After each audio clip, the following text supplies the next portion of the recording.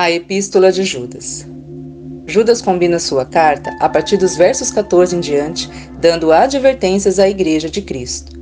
Uma advertência antiga combinada com uma outra advertência recente. A antiga. Novamente Judas cita o primeiro livro de Enoque, capítulo 1, versos 12, proclamando: "O fim está próximo."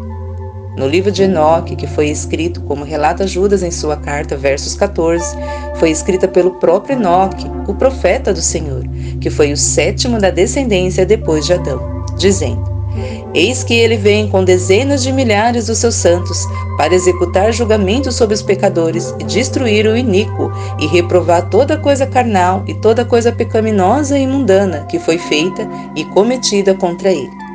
1 Enoque, capítulo 1, versos 12. Já sabemos que esse livro é mais antigo que os textos canônicos e que os personagens bíblicos se inspiraram nas escrituras deixadas por Enoque, pois Moisés, os Salmos e os profetas relataram o mesmo que Enoque, como por exemplo em Deuteronômio 33, versos 2, em Zacarias 14, 5, em Isaías capítulo 66, versos 15 e 16. O dia da justiça do Senhor sobre os pecados da humanidade se cumpriram com o anúncio do dilúvio para Noé, em Gênesis 6, 11. E Judas também combina uma advertência antiga de Enoque com uma recente dos apóstolos, nos versos 17 ao 19 na carta de Judas, onde as advertências finais dos apóstolos de Cristo se cumprirão nos últimos dias com a volta de Cristo. Entre outras instruções dos apóstolos estão o apóstolo Pedro, em sua carta, 2 Pedro 2, do 1 ao 3. Do apóstolo João, em sua carta, 1 João 4, do 1 ao 6. E do apóstolo Paulo, em sua carta destinada a 2 Timóteo, capítulo 3, versos do 1 ao 9. Eles orientam que mestres corruptos, falsos profetas, virão para distorcer as boas novas de Cristo Jesus. Isso foi o mesmo que Jesus advertiu em Mateus, capítulo 7, versos 15 ao 23. Jesus chamou de falsos profetas, lobos roubadores, maus frutos, árvores duplamente mortas, bajuladores que usam belas palavras e o nome do Senhor em vão, com suas reuniões para enganar aos fiéis. Para esses, Jesus disse, em claro e bom tom: "Eu nunca vos conheci. Apartai-vos de mim, vós que praticais a iniquidade." Mateus 7, versos 23. Incumbência final.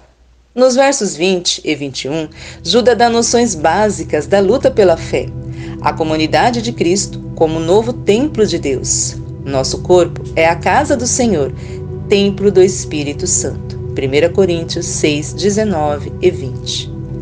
E assim, devem construir sua fé na santíssima mensagem da cruz e o centro das boas novas da vida, morte e ressurreição de Jesus Cristo pelos nossos pecados. Deve ser construída no alicerce de Jesus, através da oração em espírito, com fé na Mãe Celestial, na Ruach HaKadosh, que é fundamental para mantermos unidos na fé em Cristo Jesus. Com amor a Deus, em obediência à integridade desse edifício, será mantida em que continuem em alerta para o retorno de Jesus e trazer a sua justiça e misericórdia. Ao fazer isso, Judas também pediu para que os irmãos se ajudassem mutuamente a permanecerem fiéis até a volta de Cristo.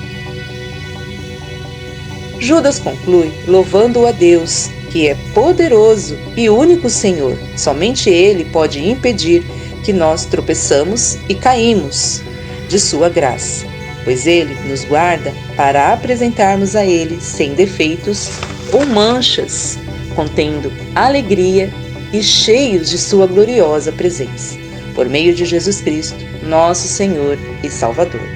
Versos 24 e 25 da carta de Judas. Mas por que mesmo que Judas cita em sua carta textos que não são considerados partes da Bíblia e são estranhos? como o primeiro livro de Enoque e o Testamento de Moisés.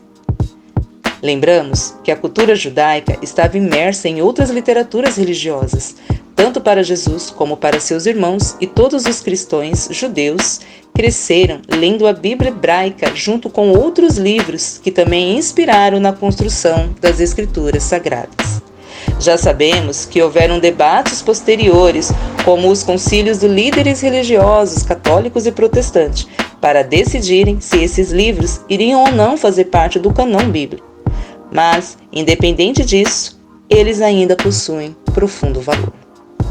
Então, como disse um sábio irmão em Cristo, e eu repito a frase dele: um livro não precisa estar na Bíblia para transmitir uma mensagem importante para o povo de Deus.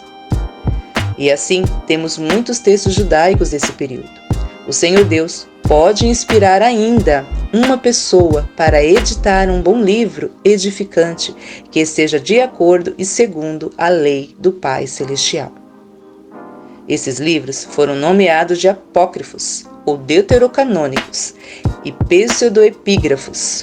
Porém, todos eles foram preservados e lidos entre os judeus e valorizados na comunidade cristã, tratados como parte da tradição bíblica.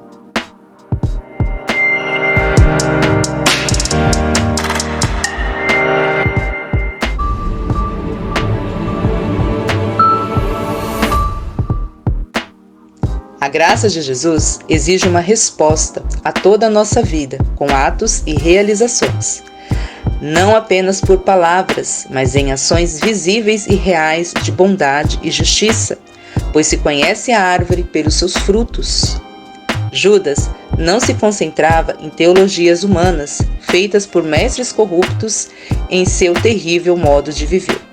Mas Judas valorizava as escolhas morais. Amar a Jesus e obedecer os ensinamentos. Amar ao próximo como Cristo amou. João 14:15. O modo de vida é indicador daquilo que você realmente é e acredita. A Carta de Judas é, sem dúvida nenhuma, um livro pequeno em quantidade de versículos, porém é grande em significado. Louvado seja o Senhor Jesus Cristo. A Ele glória e majestade, o domínio e poder pertencem a Ele, antes de todos os séculos, na pré-existência. Pertence agora e para todos sempre, sempre e sempre. Amém.